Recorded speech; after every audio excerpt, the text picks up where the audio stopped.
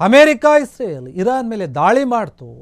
ಇರಾನ್ನ ಸರ್ವೋಚ್ಚ ನ್ಯಾಯಾಲಯ ಅಥವಾ ನಾಯಕ ಆಗಿರುವಂತಹ ಖಮೇನಿಯವರ ಹತ್ಯೆ ಕೂಡ ಆಯಿತು. ಹೀಗಿರುವಾಗ ಆತನ ಮಗನಿಗೆ ಸಿಗಬೇಕಾದಂತಹ ಸ್ಥಾನ ಸಿಗ್ತಾ ಇಲ್ಲ, ನಾಯಕನ ಪಟ್ಟ ಸಿಗ್ತಾ ಇಲ್ಲ. ಇರಾನ್ ಆಡಳಿತದ ಚುಕ್ಕಾಣಿ ಹಾಗಾದರೆ ಯಾರು ಹಿಡಿತಾ ಇದ್ದಾರೆ?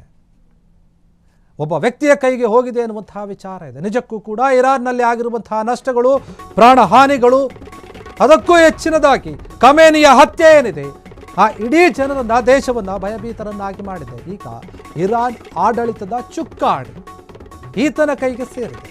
ಖಮೇನಿ ಹತ್ಯೆ ಬೆನ್ನಲ್ಲೇ ಮುಂದಿನ ನಾಯಕ ಯಾರು ಎಂಬುವಂತಹ ಪ್ರಶ್ನೆ ಎದ್ದಿತ್ತು.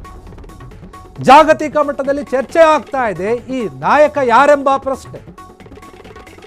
ಖಮೇನಿ ಪುತ್ರ ಮೊಜ್ತಾಬಾ ಖಮೇನಿಗಿಲ್ಲ ಯಾವುದೇ ನಾಯಕನ ಸ್ಥಾನ.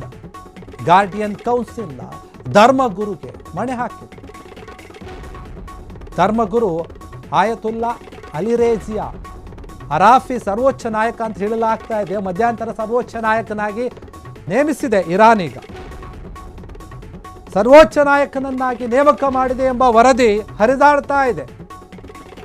ಹಿರಿಯ ಧರ್ಮಗುರು ಆಯತುಲ್ಲಾ ಅರಾಫಿ ಅವರು ಹೇಳಿರುವಂಥದ್ದು, ಅಮೆರಿಕ ಇಸ್ರೇಲ್ ಜಂಟಿ ಮಿಲಿಟರಿ ದಾಳಿಯಲ್ಲಿ ಖಮೇನಿ ಹತ್ಯೆ ಆಯಿತು, ಕುಟುಂಬದವರ ಹತ್ಯೆ ಆಯಿತು, ಅಧಿಕಾರಿಗಳ ಹತ್ಯೆ ಆಯಿತು.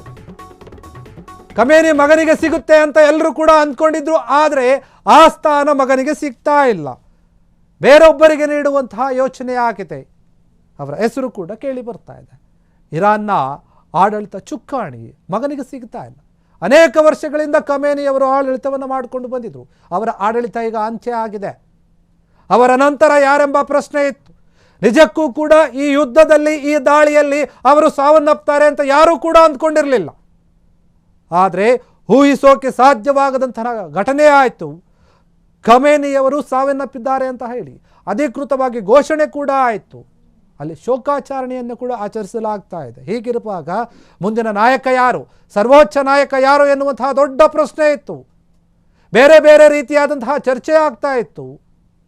ಮುಂದಿನ ನಾಯಕನ ಚರ್ಚೆಯ ಬೆನ್ನಲ್ಲೇ ಈಗ ಒಂದು ಆಘಾತಕಾರಿ ವಿಚಾರ. ಮಗನಿಗೆ ಸಿಗ್ತಾ ಇಲ್ಲ ಸ್ಥಾನ. ಜಾಗತಿಕ ಮಟ್ಟದಲ್ಲಿ ದೊಡ್ಡ ಮಟ್ಟದಲ್ಲಿ ಚರ್ಚೆ ಆಗ್ತಾ ಇತ್ತು, ಪ್ರಶ್ನೆಗಳು ಉಟ್ಕೊಂಡಿತ್ತು.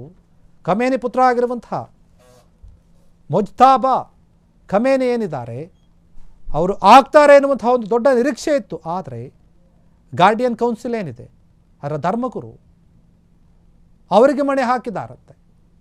ಧರ್ಮಗುರು ಆಯತುಲ್ಲಾ ಅಲಿಯಾರೆ ಅರಾಫಿ ಏನಿದ್ದಾರೆ ಅವರು ಸರ್ವೋಚ್ಚ ನ್ಯಾಯಾಲಯ ನಾಯಕ ಅಂತ ಘೋಷಣೆ ಮಾಡಲಾಗಿದೆ. ಯಾಕಾದರೆ ಖಮೇನಿ ನಂತರ ಅವರ ರೀತಿಯಾಗಿ ಆಡಳಿತ ಮಾಡಬೇಕೇ ಇಲ್ಲ, ಅವರಿಗಿಂತ ಉತ್ತಮವಾಗಿ ಆಡಳಿತ ಮಾಡುವಂತಹ ನಾಯಕ ಬೇಕಾಗಿದೆ. ಅಲ್ಲಿ ಒಬ್ಬ ಸರ್ವೋಚ್ಚ ನಾಯಕನನ್ನು ಹುಡುಕ್ತಾ ಇತ್ತು. ಒಂದು ರೀತಿಯಲ್ಲಿ ಎಲ್ಲರೂ ಕೂಡ ನಿರೀಕ್ಷೆ ಮಾಡಿದ್ರು ಅವರ ಮಗನೇ ಆಗ್ತಾರೆ ಅಂತ. ಯಾಕಂದರೆ ಸಾಮಾನ್ಯವಾಗಿ ಯಾರು ಅಧಿಕಾರದಲ್ಲಿರ್ತಾರೋ ಅವರ ಕುಟುಂಬಸ್ಥರು ಅಥವಾ ಅವರ ಆತ್ಮೀಯರೇ ಅಧಿಕಾರವನ್ನು ವಹಿಸಿಕೊಳ್ಳೋದು ಕಾಮನ್ ಆಗಿರುತ್ತೆ. ಇಲ್ಲಿಯೂ ಕೂಡ ಖಮೇನಿ ಮಗ ಇರೋದ್ರಿಂದ ಅವರಿಗೆ ಸಿಗುತ್ತೆ ಎನ್ನುವಂತಹ ನಿರೀಕ್ಷೆ ಇತ್ತು. ಆದರೆ ಅಲ್ಲಿ ಆ ರೀತಿಯಾಗಿ ಆಗಲಿಲ್ಲ. ಧರ್ಮಗುರು ಆಗಿರುವಂತಹ ಅರಾಫಿ ಅವರನ್ನು ಸರ್ವೋಚ್ಚ ನಾಯಕನಾಗಿ ನೇಮಕ ಮಾಡಲಾಗಿದೆ. ಮಧ್ಯಂತರ ಸರ್ವೋಚ್ಚ ನಾಯಕನಾಗಿ ನೇಮಿಸಿದೆ ಈಗ ಇರಾನ್. ಹೀಗಾಗಿ ಸಾಕಷ್ಟು ಚರ್ಚೆಗಳಾಗ್ತಾ ಇದೆ ಈ ವಿಚಾರವಾಗಿ.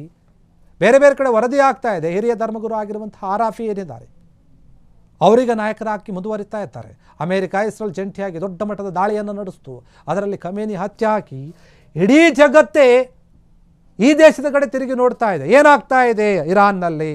ನಿಜಕ್ಕೂ ಕೂಡ ಅಮೆರಿಕ ಇಸ್ರೇಲ್ ಯಾಕೆ ಈ ಮಟ್ಟದ ಒಂದು ದಾಳಿಯನ್ನು ನಡೆಸ್ತು, ಏನೇನಾಗಿತ್ತು ಎಲ್ಲದರ ಬಗ್ಗೆ ಕೂಡ ಚರ್ಚೆ ಆಗ್ತಾ ಇದೆ. ಆದರೆ ಖಮೇನಿಯವರ ಸಾವು ಇರಾನ್ಗೆ ತುಂಬಲಾಗದ ನಷ್ಟ, ಮತ್ತು ಅವರ ಕುಟುಂಬದ ಪ್ರಾಣಗಳು ಕೂಡ ಹೋಗಿದೆ. ದೊಡ್ಡ ದೊಡ್ಡ ಹಿರಿಯ ನಾಯಕರು, ಅಧಿಕಾರಿಗಳ ಪ್ರಾಣ ಕೂಡ ಹೋಗಿರೋದ್ರಿಂದ ಅಲ್ಲಿನ ಕಾನೂನು ವ್ಯವಸ್ಥೆ ಬದಲಾಗಿದೆ, ರಾಜಕೀಯ ಆಡಳಿತವೂ ಕೂಡ ಬದಲಾಗಿದೆ. ಎಲ್ಲವೂ ಕೂಡ ಬದಲಾಗಿರೋದ್ರಿಂದ ಅವರಿಗೆ ಮಗನಿಗೆ ಸಿಗಬೇಕಾದಂತಹ ಒಂದು ಸ್ಥಾನ ಕೈತಪ್ಪಿ ಹೋಗಿದೆ. ನಿಜಕ್ಕೂ ಕೂಡ ಖಮೇನಿ ಮಗನಿಗೆ ಯಾಕೆ ಸ್ಥಾನವನ್ನು ಕೊಡಲಿಲ್ಲ ಅನ್ನುವಂಥದ್ದೇ ಈಗ ದೊಡ್ಡ ಪ್ರಶ್ನೆ ಇದೆ. ಹಾಗಾದರೆ ಅವರು ಅದಕ್ಕೆ ಅರ್ಹರಾಗಿರಲಿಲ್ವಾ, ಅಥವಾ ಇಲ್ಲೇನಾದರೂ ಒಳ ರಾಜಕೀಯ ನಡೀತಾ ಇದೆಯಾ? ಎಷ್ಟೋ ವರ್ಷಗಳಿಂದ ಆಡಳಿತವನ್ನು ನಡೆಸಿಕೊಂಡು ಬಂದಿದ್ದಂತಹ ಖಮೇನಿ ಪುತ್ರನಿಗೆ ಕೊಡ್ತಾ ಇಲ್ಲ ಅಂತಂದರೆ ಏನಾಗ್ತಾ ಇದೆ ಇರಾನ್ನಲ್ಲಿ? ನಿಜಕ್ಕೂ ಕೂಡ ಇರಾನ್ ಆಡಳಿತ ಏನಿದೆ ಅದರ ಬಗ್ಗೆನೇ ಪ್ರಶ್ನೆ ಬರ್ತಾ ಇದೆ ಇಲ್ಲಿ. ಕ್ಷಣ ಕ್ಷಣದ ಸುದ್ದಿಗಳಿಗಾಗಿ ಫ್ರೀಡಂ ಟಿವಿ ಸಬ್ಸ್ಕ್ರೈಬ್ ಮಾಡಿ, ಲೈಕ್ ಮಾಡಿ ಹಾಗೂ ಫಾಲೋ ಮಾಡಿ. ಹೊಸ ಸುದ್ದಿಗಳ ನೋಟಿಫಿಕೇಶನ್ಗಾಗಿ ಬೆಲ್ ಐಕಾನ್ ಮೇಲೆ ಕ್ಲಿಕ್ ಮಾಡಿ.